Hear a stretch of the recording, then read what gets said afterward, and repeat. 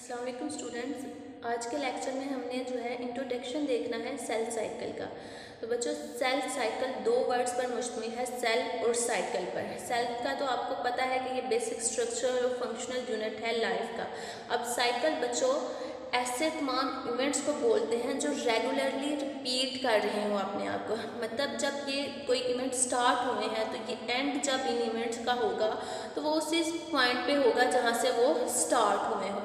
तो ऐसे तमाम इवेंट्स को बोलते हैं जो रिपीट हो रहे हो रेगुलरली, ये साइक्लिक इवेंट्स हैं। अब सेल साइकिल क्या है? सेल साइकिल बच्चों, एक सेल जो है किसी भी ऑर्गेनिज्म का जो सेल्स हैं उनकी जो जब वो बनते हैं, बनने से लेके नेक्स्ट सेल प्रोड्यूस करने तक, डॉटर सेल प्रोड्यूस करने तक वो ग्रो कर रहे हैं, वो डिवाइड कर रहे हैं, डिवीजन की फेज, हर चीज़ जो है, हर इवेंट आ जाता है सेल साइकिल के अंदर।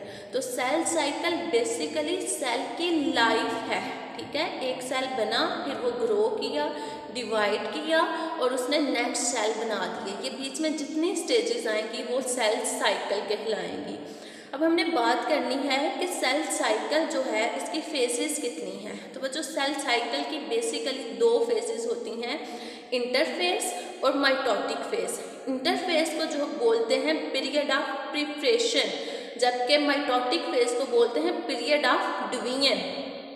पीरियड ऑफ प्रिपरेशन से यहाँ पर क्या मुराद है कि तैयारी करना। नेक्स्ट फेज जो है माइटोटिक फेज है, तो उसके अंदर सेल ने डिवाइड करना है, एक सेल ने दो में कन्वर्ट होना है, तो उसके लिए तैयारी करनी है। तो जो भी सामान, जो भी चीज़ें चाहिए तैयारी के लिए, वो सारी की सारी सिंथेसाइज हो रही होती हैं इंटरफेज के अंदर। जबकि माइटोटिक फेज में डिवीजन होगी। जैसे आप पेपर्स के लिए पहले तैयारी करते हो फिर पेपर देते हो, तो मिसलीडिंगली इसे कह देते हैं लोग कि ये जो है ये फेज है रेस्टिंग फेज। हालांकि रेस्टिंग फेज तो नहीं है, यहाँ पर तो बहुत सारी चीज़ें सिंथेसाइज हो रही हैं, यहाँ पर तो मेटाबॉलिक एक्टिविटी काफ़ी ज़्यादा है, तो इसको बस मिसलीडिंगली कह देते हैं कि रेस्टिंग फेज है, हालांकि रेस्टिंग फेज नहीं है।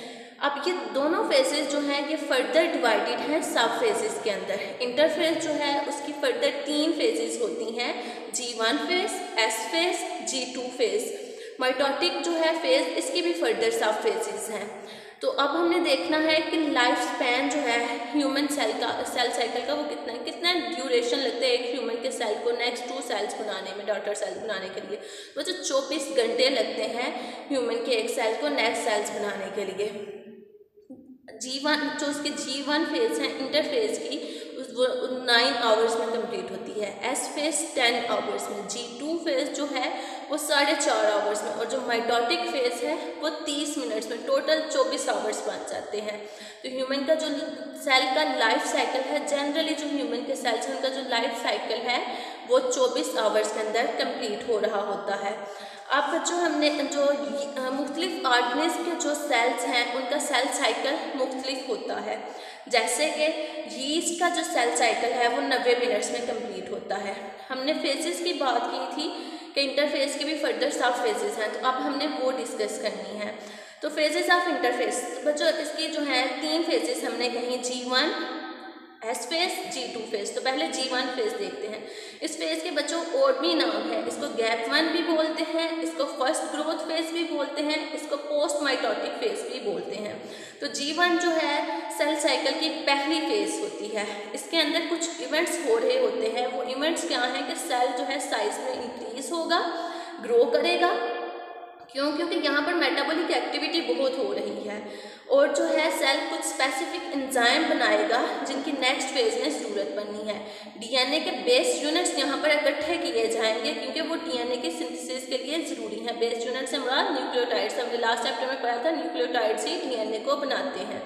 अब बाज़ दफ़ा ऐसा होता है कि कुछ सेल जो है वो G1 फेज में से निकल के एक और फेज में दाखिल हो जाते हैं और वहाँ पर वो डिवाइड नहीं करते। उन सेल जो है उस फेज को बोलते हैं G0 फेज या फिर रेस्टिंग फेज। वहाँ पर वो डिवाइड नहीं करेंगे। अब ऐसा होता है कि कुछ अरसे के लिए वहाँ पर रहते हैं, वापस आ जाते हैं, या कुछ सेल्स परमानेंटली वहाँ पर रह लेते हैं। तो जो वापस आ जाते हैं वो में भी जो है कुछ डेज में वापस आ जाएं, वीक्स में वापस आ जाएं, लेकिन कुछ ऐसे होते हैं सेल जो परमानेंटली उस फेज के अंदर रह जाते हैं।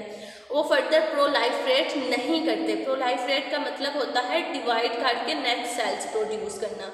तो कौन से सेल्स हैं जो फर्दर प्रोलाइफरेट नहीं करते, उसके अंदर नर्व सेल्स आ जाते हैं और आईलैंड सेल्स आ जाते हैं। ये बच्चों जब मिच्योर हो जाते हैं तो फिर इसके बाद इनकी प्रोलाइफरेशन की एबिलिटी ख़त्म हो जाती है, ये फर्दर डिवाइड नहीं करते। अब जो बच्चों नेक्स्ट फेज है वो है एस फेज। एस फेज को सिंथेसिस फेज भी बोलते हैं। अब किस चीज़ की सिंथेसिस होती है इसमें डीएनए की सिंथेसिस होगी, क्रोमोसोम का नंबर इस फेज के अंदर डबल हो जाएगा। अब डीएनए की सिंथेसिस होना, क्रोमोसोम के नंबर का डबल होना, ये दोनों स्टेप्स जो हैं नेक्स्ट फेज के स्टार्ट होने के लिए बहुत ज़रूरी है। तो नेक्स्ट फेज कौन सी है? G2 phase. G2 फेज जो है इसको बच्चों बोलते हैं प्री माइटोटिक फेज या फिर सेकेंड ग्रोथ फेज भी बोलते हैं। इस फेज के अंदर क्या होता है? इस फेज में सेल बेसिकली प्रिपेयर कर रहा होता है अपने आप को माइटोटिक फेज के लिए, डिवीजन करने वाली जो फेज है उसके लिए सेल तैयार कर रहा होता है। यहाँ पर देखा जाता है कि एनर्जी एनफ स्टोर हो चुकी है क्रोमोसोम को मूव करवाने के लिए। दूसरी बात जो है यहाँ पर देखा जाता है कि जो माइटोसिस स्पेसिफिक प्रोटीन्स हैं जो स्पेसिफिकली माइटोसिस के दौरान यूज़ होंगी, वो प्रोटीन जो है सिंथेसाइज हो चुकी है।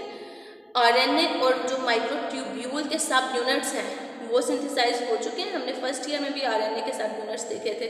और माइक्रोट्यूब्यूल के सब यूनिट्स बच्चों ट्यूब्यूलिन, एक अल्फा ट्यूब्यूलिन और बीटा ट्यूब्यूलिन, ये दोनों मिलके जो है माइक्रोट्यूब्यूल बना रहे हैं और इन दोनों को बोला जाता है ये सब यूनिट्स हैं माइक्रोट्यूब्यूल के। और ये यूज़ होते हैं माइटोसिस के अंदर कब? जब एज स्पिंडल फाइबर्स के अंदर ये यूज़ हो रहे होते हैं क्रोमोसोम को सेग्रीगेशन के लिए क्रोमोसोम की। अब बच्चों हर फेज, चाहे G1 है, S फेज है, G2 है, M फेज है, हर फेज के पास कुछ चेक पॉइंट्स होते हैं। वो चेक पॉइंट्स क्या करते हैं? ये बताते हैं कि ये अच्छा अगर जो है G1 के एंड पर एक चेक पॉइंट है, वो चेक पॉइंट जो है क्या करेगा? वो देखेगा कि क्या जो G1 ने जो सिंथेसाइज करने थे डीएनए के बेस यूनिट्स, क्या उसने सिंथेसाइज कर ली है? क्योंकि उनकी नेक्स्ट ज़रूरत बनी है इस फेज में डीएनए को बनाने के लिए, तो वो सिंथेसाइज हो चुके हैं। अगर सिंथेसाइज हो चुके हुए तो वो चेक पॉइंट कहेंगे अच्छा G1 को एंटर होने दें एस फेज में। अब एस फेज के एंड पर भी एक चेक पॉइंट होगा। वो चेक पॉइंट क्या करेगा कि क्या क्रोमोसोम प्रॉपरली डबल हो चुके हैं इस फेज के अंदर? हो चुके हैं तो कहेगा G2 में एंटर होने दो। G2 के एंड पर भी चेक पॉइंट होगा, वो चेक करेगा क्या प्रिपेयर हो चुका है यहाँ पर ये सेल के वो डिवीजन के लिए तैयार है, जो माइक्रोट्यूब्यूल जो चाहिए थी वो तैयार है, एनर्जी पूरी है उसको क्रोमोसोम को मूव कराने के लिए।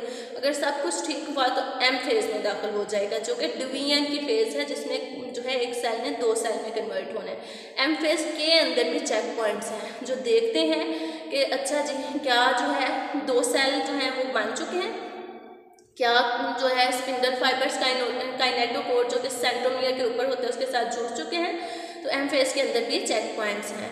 तो बच्चों हमने आज के टॉपिक में देखा सेल साइकिल क्या है, उसकी फेजेस कौन सी हैं और उन फेजेस की फर्दर जो है सब फेजेस, हमने इंटरफेज की सब फेजेस देखी हैं और चेक पॉइंट्स का कॉन्सेप्ट देखा है। होप सो आपको समझ आ गई होगी। अल्लाह हाफिज़।